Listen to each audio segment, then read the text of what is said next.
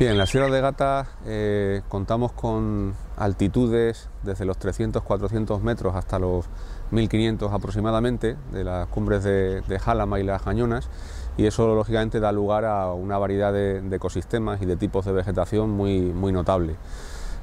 Si atendemos a la vegetación de tipo natural, pues esa vegetación estaría formada básicamente por bosques de robles, principalmente, también de encinas y alcornoques, pero mayoritariamente de robles melojos.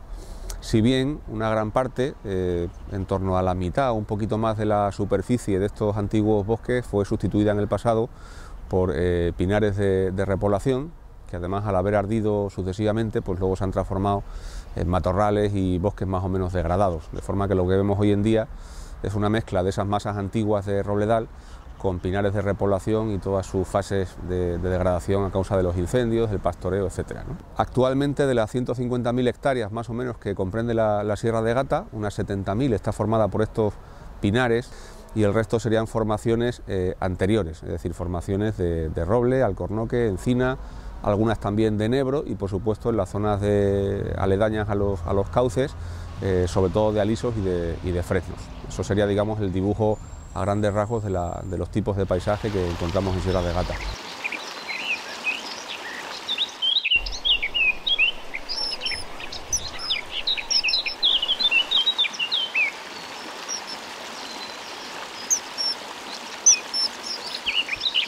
Como consecuencia del manejo y de la intervención humana desde tiempos históricos, pues esa vegetación lógicamente se ha transformado mucho y además yo diría que se ha enriquecido generando lo que llamamos paisajes en mosaico, ¿no? Donde se combinan las formaciones que antes he citado, de bosques o de matorral, con cultivos o zonas de pastoreo.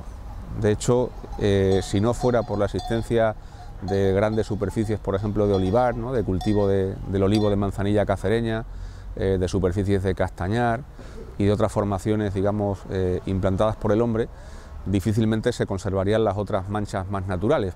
Y si no fuera porque existen estas formaciones más humanizadas, pues los incendios serían muy grandes y los bosques ya casi no existirían, ¿no? Por tanto, yo enfatizo mucho la necesidad de ese mosaico de formaciones naturales mezcladas con formaciones más humanizadas, ¿no? En este caso, sobre todo de olivares y de castañares. También en algunos pueblos de Sierra de Gata subsisten cultivos de viñedo, aunque están en declive, pero son también un elemento muy importante del paisaje y que le dota además de una impronta cultural muy interesante también para el aprovechamiento turístico, ¿no?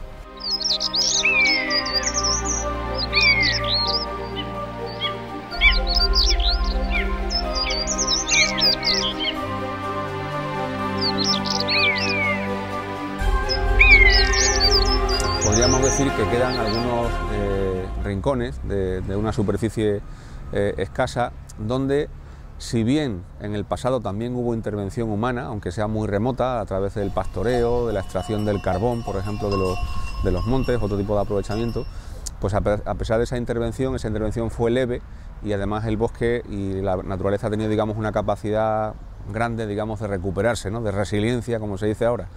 Entonces, por ejemplo, en las partes, en el nacimiento, en los nacederos, en las cabezas de la Cervigona, ¿no? En el entorno del pueblo de Acebo, por ejemplo, o en algunas zonas del Valle del Árrago, en la parte alta del Valle del Árrago, lindando con Salamanca, pues ahí podemos ver formaciones, por ejemplo, de encinar con madroño, con un aspecto muy parecido al natural, algunas formaciones también de enebral, y luego cerca de los cauces pues se mantienen también formaciones de aliso, pues en un estado muy próximo al natural, ¿no? Si bien estamos hablando de rincones muy concretos, porque, como decía antes, históricamente el aprovechamiento ha sido intenso.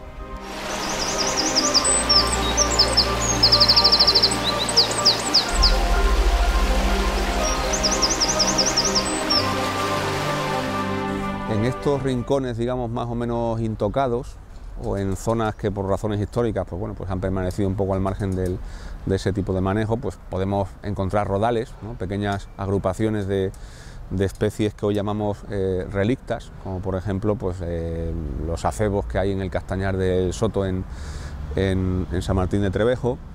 En ese mismo lugar hay algunos pies todavía de abedul, algunos servales y mostajos, ¿no? Estamos hablando de formaciones de muy escasa entidad, pero que nos indican que, bueno, en un clima un poco más húmedo y más fresco del que tenemos actualmente, pues esas especies pudieron estar más extendidas, ¿no? Hablo de, como digo, del acebo, de los servales y mostajos y del abedul. Hay también algún pie aislado de una especie, el loro, el Prunus lusitanica, que en Extremadura se encuentra de forma natural en la zona de Villuercas especialmente, y parece que allí puede haber sido plantado. Yo apostaría a que los escasos pies que hay por allí se han plantado en tiempos históricos, porque de hecho en Sierra de Gata tradicionalmente ha habido una afición grande, digamos, a la jardinería, y existen jardines históricos que explicarían la presencia de esas especies allí.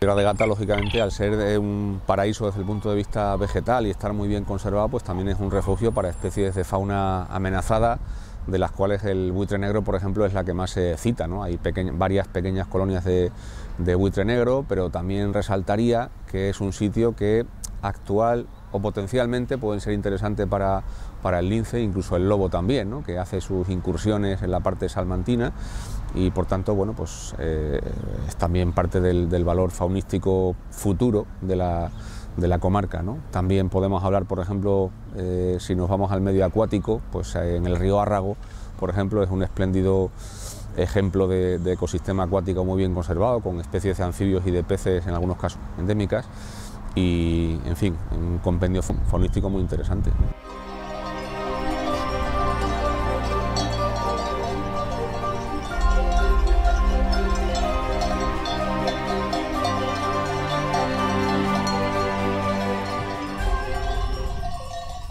Es decir, la mano del hombre, digamos, en su justa medida y de forma integrada en el paisaje, también es un elemento natural. Por tanto, el paisaje en mosaico es un paisaje tan natural como cualquier otro, que además en las últimas décadas se tiende a conservar y cada vez es más objeto de políticas estratégicas de preservación.